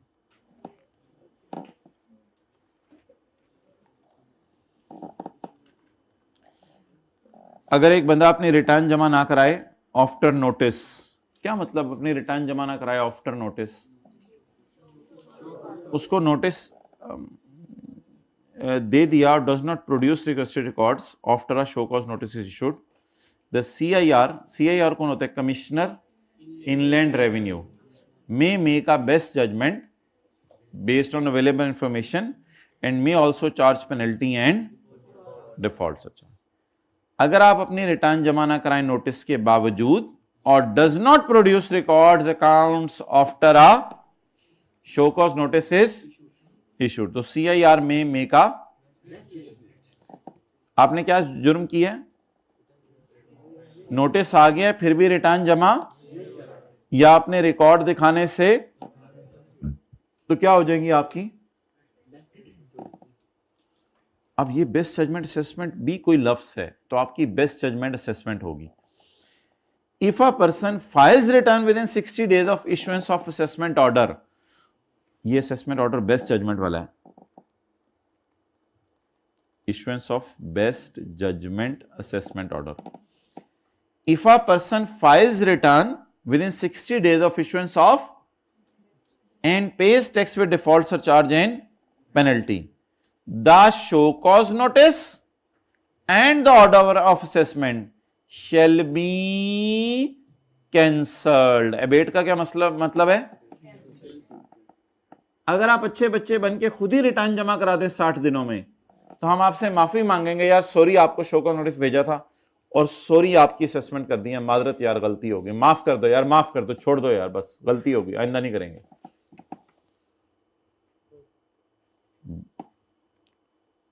if a person files return within 60 days of issuance of,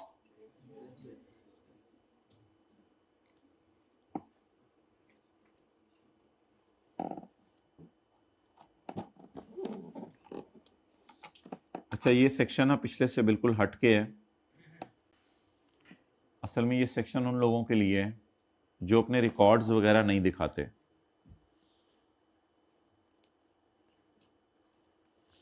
असल में ये सेक्शन उन लोगों के लिए है जो अपने रिकॉर्ड्स वगैरह नहीं दिखाते। तो इनकी असेसमेंट का नाम क्या है? अब देखें, अगर एक बंदे ने अपने रिकॉर्ड ही नहीं दिखाए तो आप बेस्ट जजमेंट एक अंदाजा ही लगाएंगे ना। इसलिए उसने आगे लिखा है कि बेस्ट जजमेंट करने के बाद उस बंदे को खुद ही हया आ गई। बेस्ट जजमेंट हमने तो तुक्के मारे होंगे, शायद तुम्हारे इतने टायर बिके हैं, बाद में तुम्हें खुद ही हया आ गई 60 दिनों के अंदर अंदर कि मैं अपनी रिटर्न ले आऊं, फिर मेरा बेस्ट जजमेंट असेसमेंट साइड पे रख दो, फिर मेरा शो कॉज नोटिस साइड पे रख दो। मैं तो तुक्के मार के तो तुम्हारे पास आया था ताकि तुम डर जाओ थोड़ा सा, तुम मेरी बातों को हल्का ले रहे थे।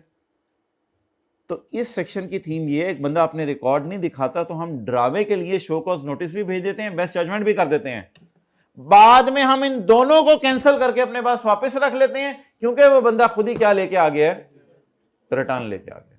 तो ये अजीब सी बात है कि आपने ऑडिट शुरू हुआ, शो कॉज नोटिस आया, आपने रिकॉर्ड फिर भी नहीं दिखाए, अब ये आपकी असेसमेंट करेंगे, लेकिन इस असेसमेंट का नाम अजीब सा होगा, बेस्ट जजमेंट असेसमेंट। अब इसके बाद आप रिटर्न जमा करवाएंगे, क्योंकि ये बंदा ऐसा था जिसने 2 नंबर रिटर्न जमा करवाई थी, दौरान ऑडिट अपने रिकॉर्ड दिखाने से क्या कर दिया था, इनकार कर दिया था। तो इसका स्पेशल केस है। इसे फिर इसके बाद 60 दिन दिए जाएंगे। For what? रिटर्न जमा कराओ। अगर तुम ले आओ इसके बाद रिटर्न 60 दिनों में, तो फिर जो हमने किया था शो कॉज नोटिस, हम माफी मांगते हैं। हमने जो असेसमेंट की थी हम माफी मांगते हैं। तुम्हें ही पता है तुम्हारा डेटा, हमें कहां से तुम्हारा डेटा पता होना था?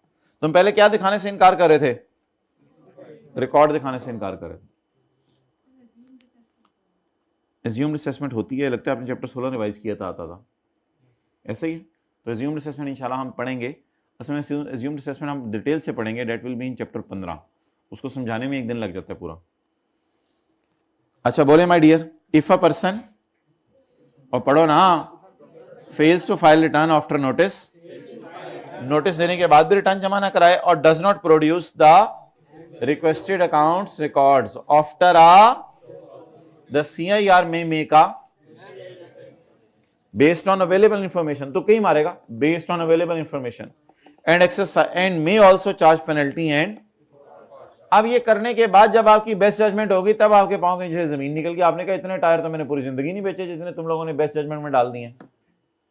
तो if a person file return within 60 days of issuance of, इसके बाद आपको रिटर्न दोबारा जमा कराने का ख्याल आ गया। अब इसके बाद दोबारा आप सही वाली रिटर्न लेके आ गए, तो बस ठीक है। फिर अब टैक्स वाले ठंडे हो गए और आपने टैक्स भी पे कर दिया, और अल्लाह का शुक्र है आपने डिफॉल्ट सरचार्ज भी दे दिया, और अल्लाह का शुक्र है आपने पेनल्टी भी दे दी। फिर हमारी आपकी लड़ाई कहां रही? अल्हम्दुलिल्लाह the show cause notice and the order of shall be cancel, ये सारी चीजें हम कैंसिल करते हैं। सॉरी यार आपको डिस्टर्ब किया, लेकिन आइंदा ऐसा ना किया करो, अपने रिकॉर्ड्स दिखा दिया करो। आप बता दें, जिस बंदे की बेस्ट जजमेंट हो जाए, बेस्ट जजमेंट में असल में वो बहुत ज्यादा टैक्स आपका कर देते हैं जो आप पे नहीं कर सकते। जिस बंदे की बेस्ट जजमेंट हो जाए उसके पास क्या हल है? 60 दिनों में रिटर्न जमा करा दे। ये मैं सुनना चाह रहा था बस। वो 60 दिनों में क्या कर दे? तो हम अपने शो कॉज नोटिस भी वापस ले लेंगे, अपना बेस्ट जजमेंट सस्पेंड ऑर्डर भी वापस ले लेंगे, जाए मजे करें, कोई मसला नहीं। पॉइंट नंबर 4, जहां FBR ने कोई कंडीशंस बताई हैं for calculating minimum tax for a person who fails to file return, the officer shall determine such liability. कुछ भी नहीं है, इसको ऐसे रट्टा मार लीजिएगा, कल बता दूंगा, छोड़ने पर। चलें जी, अगले चैप्टर पे आ जाएं।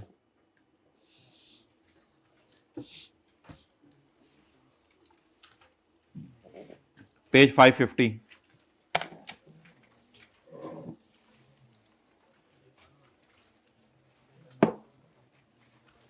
होमवर्क में था ये सवाल जहांगीर वाला? नहीं, होमवर्क वाले किसी सवाल में कोई मसला पार्ट बी में पूछ लीजिएगा। फिर एक डिस्काउंट वाला भी था, स्पेशल डिस्काउंट, नॉर्मल डिस्काउंट, वो डिस्कस कर लेंगे, चलें पार्ट बी में। Jahangir Ali is registered under sales tax act 1990, he runs multiple businesses, following information is extracted for the month of फरवरी 2017। माय डियर, कतर को सेल हुई है, 0 रेट में डालें या 18% में डालें? वेल डन, वेल डन, थोड़ा थोड़ा समझ आने लगी हैं चीजें, अल्हम्दुलिल्लाह। 0%। रजिस्टर्ड को सेल हुई है, अनरजिस्टर्ड को सेल हुई है।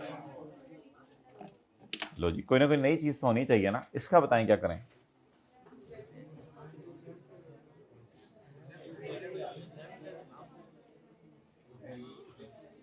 भाई आप कैसे कह रहे हैं कि 18+4 लें? हुकूमत ने उन चीजों पर टैक्स ही माफ किया हुआ है। ये तो आप बोंगी मारे हैं ना, कैसे 18+4 लें? हुकूमत ने कहा हुआ है पूरे पाकिस्तान में कि ये चीजें ऐसी हैं जिनका बेचना एग्जेम्प्ट है।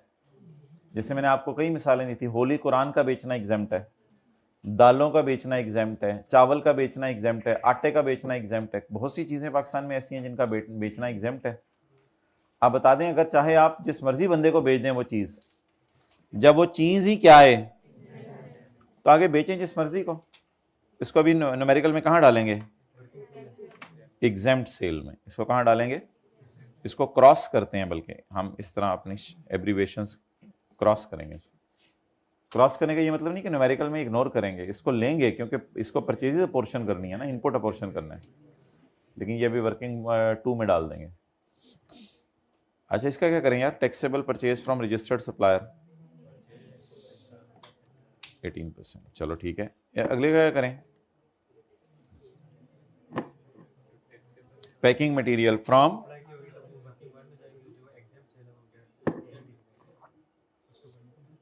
Packing material for taxable sale और packing material for exempt cell.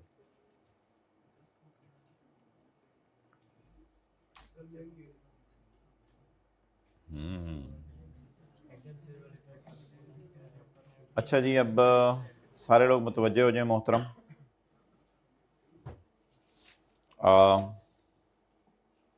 बिल्कुल एक नई दुनिया आपके सामने खुल गई है।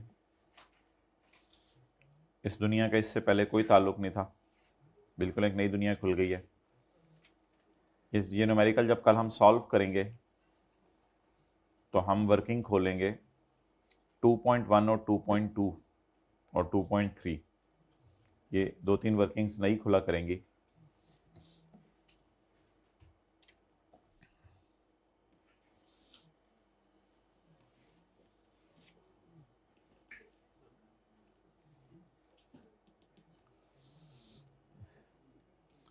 वर्किंग 2 होती है ना, जैसे वर्किंग 2 में हम तो क्या लिखते हैं? टैक्सेबल एट 18, उसके बाद टैक्सेबल एट 0 और एग्जेम्प्ट सेल। इधर आपको पता है सेल आ जाती हैं तीनों, इधर इनपुट आ जाते हैं। इस इनपुट को हम तीनों में अपोर्शन करते हैं। भाईजान बड़ी इंपॉर्टेंट बातें हैं। हम इसको पकड़ते हैं, डिवाइडेड बाय ये करते हैं, मल्टीप्लाइड बाय ये। लेकिन ऐसा भी तो हो सकता है कि कोई चीज आप तीनों के लिए लाएं। हाथ को ढीला छोड़ें। आटा फॉर ऑल बोलें। कौन ला रहा है? शोहर, अब्बू नहीं, इसका शोहर, इनका बेटा, इनका अब्बू, चलो जो मर्जी समझ लो। तो आटा, ये सारे रिश्तेदार किसके रिश्तेदार हैं? ये सारे रिश्तेदार रशीद के हैं। ये रशीद के मॉम डैड हैं, ये रशीद की बेटर हाफ कहते हैं इसको, वाइफ, और ये रशीद का मुन्ना। तो रशीद, अब्बू लाए मोटर कार, अच्छा अब्बू लाए आटा, ये किसके लिए? तीनों के लिए। चॉकलेट फॉर बच्चे, चॉकलेट्स फॉर बच्चे, शॉर्मा फॉर बीवी, कीमा फॉर अम्मी अब्बू। कोई भी चीज हो सकती है, कोई भी चीज हो सकती है, ठीक है। तो इट ऑल डिपेंड्स कि आप किसके लिए लेके आए हैं। बट ऐसा भी तो हो सकता है कि अम्मी अब्बू के दांत काम ना कर रहे हो तो गन्ने, बच्चे भी बच्चे मतलब बड़े हो गए हैं। आपको किसने कहे? वो रशीद की अपनी उम्र 40 साल है, ये 80 साल के हो गए हैं। बल्कि इनको 80 का कर लें, ये 75 की थी, 5 साल के वक्त दोनों में शादी हो गई थी। तो बहुत पुरानी बात है, हंस पड़े ये लोग ये बात सुन के। हाँ, तो मेरे को 5 साल छोटी हैं। बुजुर्ग भी हंस रहे होते हैं, अब देखें। Okay, next. तो समटाइम्स सवाल में इस तरह आया करेगा, packing material for taxable sale, packing material for, भाई ये भी टैक्सेबल एट 0 है, प्लीज, ये टैक्सेबल एट 0% है। पैकिंग मटेरियल फॉर, असल में आप सवाल पढ़े होंगे ना, पैकिंग मटेरियल फॉर, जैसे ही फॉर आएगा ना, पैकिंग मटेरियल फॉर होते ही आपका हाथ ऐसे हो जाया करेगा। पैकिंग मटेरियल फॉर, और उसके बाद हिलने लग जाएगा, पैकिंग मटेरियल साया, packing material for taxable cell,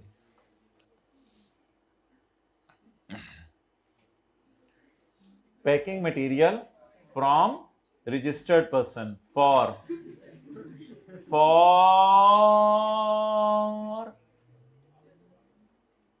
exempt sale, for, इसको आप कहते हैं नहीं रख के लानी है, ये वो वाली चीज है, फॉर एग्जाम्पल। अच्छा, अब इसको हम ऐसा किया करेंगे कि इस इनपुट को वर्किंग 1 में नहीं डालेंगे, हम वर्किंग 2.1 में डाल दिया करेंगे इस इनपुट को। ये भी तो परचेज है, आपको पता है परचेजेस पहले दिन से कहां डालते हैं, छोड़ो यार आप लोग नहीं पता ना, हाइब्रिड वालों इधर देखो, मैं इधर देखो, इधर देखो, हाइब्रिड वालों कहां डालते हैं परचेजेस को, बोले ऊंची ऐसे हाथ करके 1 2 या 3 जल्दी बोलो, कहां डालते हैं परचेजेस को, वर्किंग, वेल डन। सेल को कहां डालते हैं, सेल को कहां डालते हैं, एक्सलेंट, वर्किंग नंबर 3, सेल को डालते हैं वर्किंग नंबर 4। ये पहुंची भी सरकार है इस वक्त, ये पहुंचे हुए हैं इस वक्त कहीं। अच्छा, लेकिन वो परचेज जो किसी खास सेल के लिए है उसको क्या किया करेंगे, वर्किंग नंबर 2.1 और वर्किंग नंबर 2.1 2 3, जो इसको हम वर्किंग 2.1 में डालेंगे। ये परचेज है फॉर, और वो वाली परचेज है फॉर, अच्छा पहले नहीं कभी न्यूमेरिकल में लिखा होता दिस परचेज इज फॉर, तो हम समझ रहे थे ये परचेज तीनों के लिए है, लेकिन आज के बाद सवाल में क्या लिखा हुआ करेगा, दिस परचेज इज, काम बड़ा आसान सा है, वो चीज जो हमने 3 में पोर्शन करनी होती थी आप 2 में या 1 को दे दिया करेंगे, इसमें क्या काम बड़ा आसान सा होगा। फिलहाल मुझे छोड़ें परे, ये वाली बात छोड़ें, मुझे बताएं क्या ये परचेज रजिस्टर्ड पर्सन से है और चीजें भी टैक्सेबल हैं, इसका मतलब ये 18% लगेगा। बाद में तकसीम कैसे होगा उसकी बात अलग है, तकसीम कैसे होगा उसकी बात अलग है। आगे चलें, अभी ये कंफ्यूजन किसी के जहन में ना है कि इधर टैक्सेबल लिखा हुआ है इधर एग्जाम्प्ट लिखा हुआ है, आप कह रहे हैं 18, नहीं, वो मैं न्यूमेरिकल खोल के बता दूंगा आपको मकसद, अभी इन बातों को छोड़ें, ये मेरे लिए इंपॉर्टेंट नहीं है। Is this raw material from registered supplier, yes, so इसलिए आप 100 वाली चीज कितने की अल्हम्दुलिल्लाह खरीद के आए होंगे, इससे आपने वो चीजें बेची जो 18% और 0% वाली पैक की, और इस कुछ पैकिंग मटेरियल आपने सिर्फ इनके लिए खरीदा, डन। तो मटेरियल का रिकॉर्ड अलग अलग रखा हुआ है हमने। अच्छा, इसका क्या करना है माय डियर, ये तो फॉर भी नहीं है, तो पुरानी बातें हैं यार। आप अच्छी दुकान पे चीजें खरीदने गए हैं, लेकिन दुकानदार ने बताया यार ये चीजें हुकूमत ने माफ कर दी हुई हैं, आप ऐसे कितने की खरीद के आएंगे, किसी को पता है? 100 रुपए की खरीद के आएंगे, 118 की, एक्सेलेंट, 100 की, बात ही खत्म हो गई। इनको हम न्यूमेरिकल में क्या किया करेंगे, इग्नोर किया करेंगे। मैंने आपको अक्सर बताया है कि परचेज एग्जेम्प्ट या अनरजिस्टर्ड वाली क्या करनी है, इग्नोर, डन। वैसे आप क्यों नहीं टैक्स पे करके आ रहे, चीज ही माफ है, लेकिन बंदा तो रजिस्टर्ड है ना, दुकानदार को चाहिए टैक्स ले ले, लेकिन उसने चीज कौन सी रखी हुई है जिसपे गवर्नमेंट ने टैक्स माफ किया हुआ है। आप किराने की स्टोर पे गए बकरा खरीदने के लिए, वो अनलकीली बकरे पड़े भी हुए थे वहां पे, उन्होंने कहा यार ईद थी, मैंने कहा कि चावल ला रहा हूँ तो साथ जो है वो अंदर बकरा डालेंगे लोग, तो मैं बकरे भी ले आया, 2-4 बकरे भी खड़े हैं, भाई ये भी लेने हैं तो ले जाओ। तो अब आप रजिस्टर्ड सप्लायर के पास गए हैं, लेकिन खरीद के क्या लाए हैं, दोंदा, सॉरी बकरा, बकरा दोंदा भी होता है ना, दोंदा नॉन दोंदा के बारे में क्लास अलग से होगी। एंड टैक्सेबल गुड्स फ्रॉम, इसका क्या करें, taxable goods from unregistered suppliers. अच्छा चीजें टैक्सेबल है, आप मुज़ाकरात हो गए आप लोग, चलें आप इधर सीए करें। टैक्सेबल गुड्स, गुड्स के हैं लेकिन खरीदने किससे गए हैं, आप बताएं, आपको डीओजी ने काटा है कि आप जो है वो 18% पे करके आए, चीजें टैक्सेबल हैं लेकिन किस चीज से, किससे खरीदने गए हैं, तो मेरे ख्याल से इनको पेपर में क्या करेंगे, इग्नोर, और क्या लिख के आएंगे, इनएडमिसेबल। जो परचेज डेड हो जाती है उसके साथ हम क्या लिख के आते हैं, इनएडमिसेबल। अच्छा जी, sale of taxable goods to registered customer, पूरे मॉडल टाउन की जमाइयां इस क्लास वालों के ऊपर तकसीम हो जाती हैं, अल्लाह की तरफ से आगे में लगता है ये क्या। पॉइंट नंबर 1, टांग मारनी में।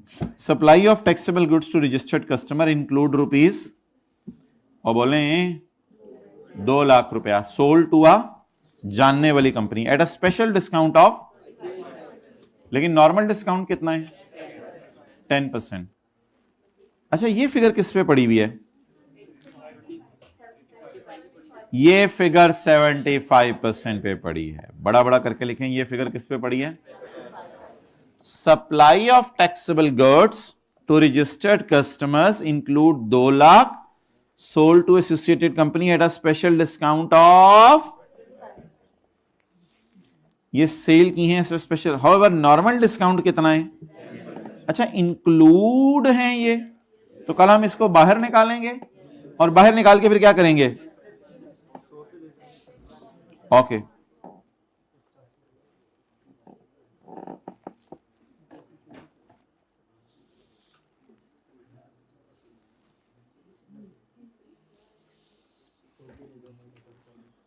अच्छा यार, अब पॉइंट 2 और 3 ना, जितने भी पॉइंट्स है 1 2 3, मेरे इसका फ़ायदा कोई नहीं करने का, वो न्यूमेरिकल खोल के समझ आती हैं चीज़ें। तो पॉइंट 4 बस कर लेते हैं ताकि डिसाइड कर लें ये परचेज़ आपने रिकॉर्ड करनी है या माइनस करनी है। ये परचेज़ पहले देख लेते हैं पड़ी भी हुई है या नहीं।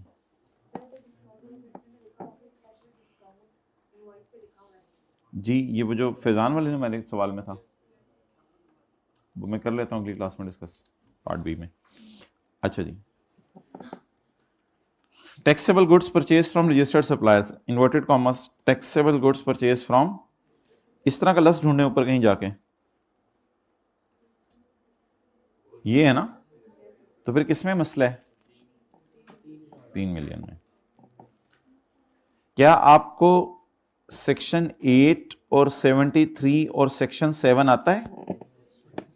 इन तीनों सेक्शंस में मेजॉरिटी एडजस्टमेंट्स कवर हो जाती हैं जो डेड परचेजेस हैं उनकी। तो आप इन तीनों सेक्शंस को अगर आपने पढ़ा हुआ है तो मुझे बता दें कि कौन सी परचेजेस डेड होने लगी हैं। Taxable goods purchase from registered supplier include a electronic cash register. लो जी, वो आ गया जिसका इंतजार था, काफी अरसे से नहीं आया था। इसको हम क्या करेंगे, इधर पड़ा रहने देंगे या माइनस करके इसको मशीन के साथ ले जाएंगे? डन, चलें आगे। इसके क्या करें?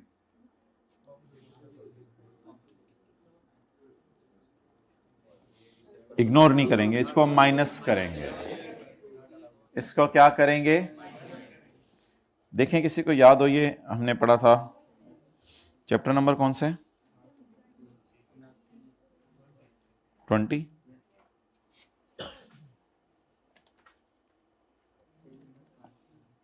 सेक्शन नंबर 8 का जी। ऑफिस में इस्तेमाल के लिए इक्विपमेंट खरीदा है, ऑफिस इक्विपमेंट खरीदा है वेयर हाउस में इस्तेमाल के लिए, और एसी खरीदे हैं नए दफ्तर के लिए। क्या ये मशीन है? क्या ये इलेक्ट्रॉनिक कैश रजिस्टर है? लेकिन अगर ये चीजें मैंने बेचने के लिए खरीदी होती स्टॉक के तौर पे, फिर इनकी परचेज अलाउ थी। क्या ये मैंने स्टॉक के तौर पे खरीदी है या मैंने इनको यूज करना है? फॉर यूज है या फॉर सेल है? अब मुझे बता दें, मैं अगर दफ्तर के लिए चीजें खरीदूं तो सेक्शन 8 में क्या पढ़ा था? Vehicles, electric, gas appliances, furniture, office equipment, ये सारे की परचेज क्या करेंगे? डेड करेंगे। तो इसको डेड कर देंगे कल इंशाल्लाह, और इसको रिक्लासिफाई कर देंगे। आगे पढ़ें।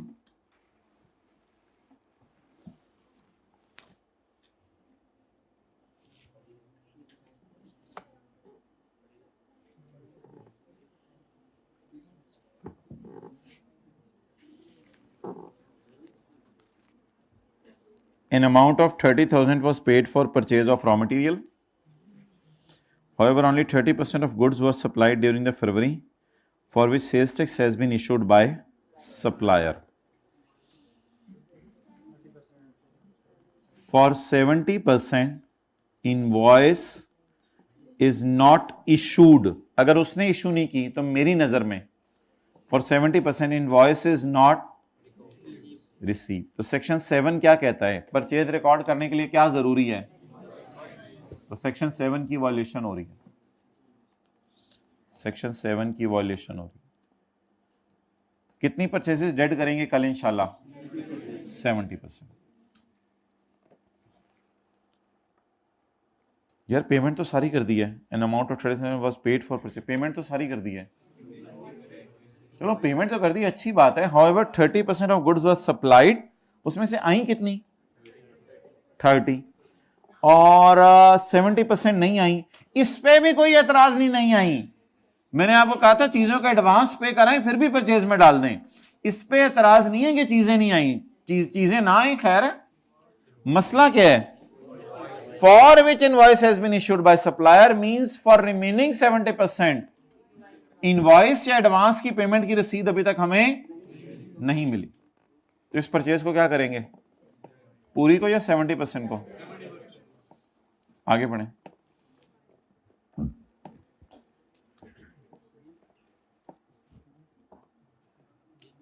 कोई लफ्ज बोले? अनारकली कौन बोला? कौन बोला पहले? कौन बोला अनारकली? Well done. तो ये भाई अनारकली वाली हैं, क्योंकि वायर्स एंड केबल्स, दीवार के अंदर किसको चुना गया था? अनारकली को। अब ये अल्लाह ही जानते हैं, हमने तो सुना ही हुआ है अपने बड़ों से, बाकी बड़े जाने अल्लाह जाने, अब हमें तो नहीं पता, हम तो अपने बड़ों से सुना हुआ है। Wires and cables of 50,000। हो सकते हैं हमारे परदादा परदाना उस जमाने में हो। आपने मेरे से सुने? कितने लोगों ने अपने बड़ों से सुना हुआ था अनारकली के बारे में? माशाल्लाह बहुत जम्मे गफीर है इधर बैठा हुआ। Wires and cables of 50,000, electrical and sanitary fittings of 90,000। Sanitary fittings क्या होती हैं?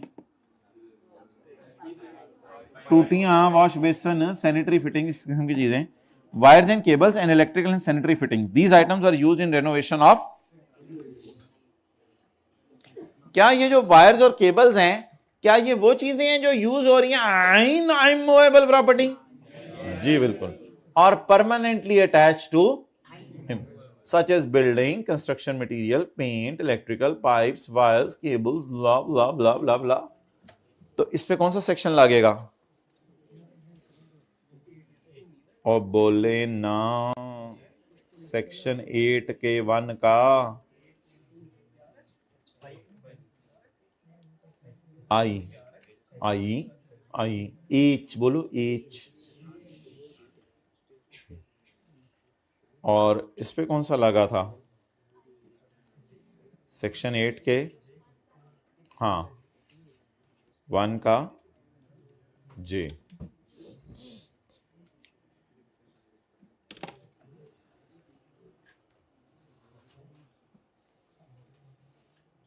ओके चलें जी, 0.5 पढ़ें।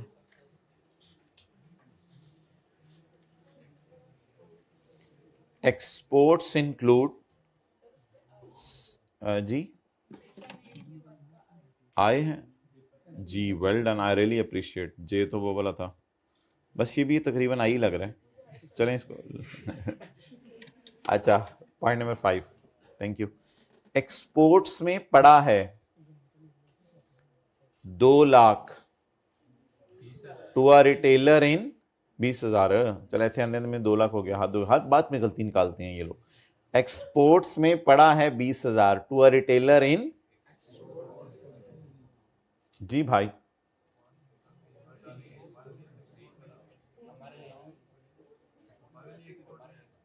एक्सलेंट। ये हमारे लिए एक्सपोर्ट नहीं है, ये किसके लिए एक्सपोर्ट है? पता नहीं किसके लिए, वो करे ना करे बाद में उसकी मर्जी है।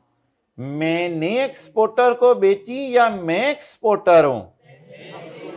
चलिए 0.5 को उर्दू में तर्जुमा बता देना, मैं एक्सपोर्टर हूं या मैंने एक्सपोर्टर को बेची? तो फिर मेरी सेल तो 0 रेट नहीं है ना।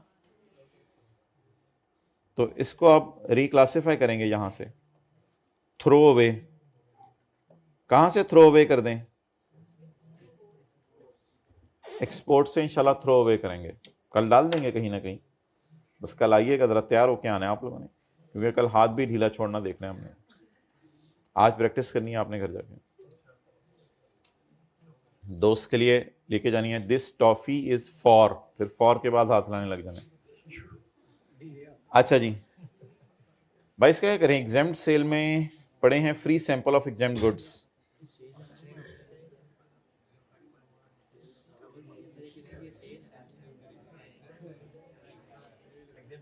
इसको पढ़ा रहने दें या निकाल के 18% में डाल दें? अच्छा चले मुझे ये बताएं कि एक बंदे का काम है एसी बेचना या टायर बेचना, वो मेरी वो 50 टायर बेचता है और 2 टायर सैंपल के तौर पे कस्टमर्स को देता है। वो मैंने एक दिन क्लास में बताया था कि फ्री सैंपल्स का बांटना सेल में जाएगा क्योंकि ये गिफ्ट है एक तरह का। अच्छा एक बंदा 15 होली कुरान बेचता है, वो 15 बेचने से पहले 2 उसने सैंपल के तौर पे लोगों को दिए थे कि देखें इसके कागज की क्वालिटी, गत्ता वगैरह सब कुछ ठीक है या नहीं ठीक। अब उसको आप 18% वाली सेल में डाल देंगे, हुकूमत पकड़ लेगी आपको किसी से, भाईजान इधर सैंपल का बेचना भी माफ है। तो जब एग्जेम्प्ट सेल पैसों की बेच रहे हैं तो माफ है उस पर टैक्स, तो एग्जेम्प्ट सेल मुफ्त में बेचने तो टैक्स लग जाएगा उस पर। तो इसलिए इस एडजस्टमेंट को इंशाल्लाह कल हम क्या करेंगे, इग्नोर करेंगे, क्योंकि पढ़ी है ना तो पढ़ी रहने दें, पढ़ी रहने दें। बताएं एग्जेम्प्ट सेल वाली चीजें जो एग्जेम्प्ट हैं, अगर उनको मैं बेच दूं, अगर उनको मैं बेच दूं, पुत्र तू जैकेट पाना क्यों शुरू की थी? मैं जैकेट लाना शुरू की थी है, तू जैकेट में जी बंदा यार ये क्लास हो रही है अभी। एग्जेम्प्ट सेल बोले बोले इंक्लूड डिस्ट्रीब्यूशन ऑफ, पोड़ो रहने दे, पोड़ो रहने दे। एक मशीन है हमने खरीदी है एग्जेम्प्ट सेल के लिए, हाथ ऊपर करें, नीचे लाएं, ऐसे ऐसे करें, हाइब्रिड ऐसे ऐसे करें। कितने लोगों का हाथ फॉर के बाद ऐसे ऐसे होना शुरू हो गया था? अच्छा कितने लोगों का फॉर पढ़ते ही हाथ ऐसे होना शुरू हो गया था? जिन लोगों का नहीं हुआ वो खड़े हो जाए सारे, 99% लोग खड़े हो जाए क्लास में, मैं नहीं मानता।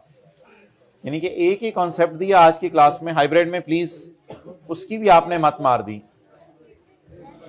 माय डियर देखें जब सवाल में लिखा हुआ था, थोड़ा सा कैमरा ऊपर करो, ये तो नजर आ रहा होगा सबको। A machine is imported for use in exempt sale. Machine किसके लिए यूज हो रही है? एग्जेम्प्ट सेल के लिए यूज हो रही है।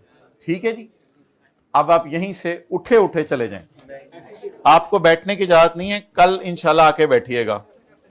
यहां बैठने की इजाजत नहीं है, घर जाके बैठे, लाइब्रेरी जाके बैठे। भाई बैठना नहीं, बैठे खड़े खड़े बंद करो।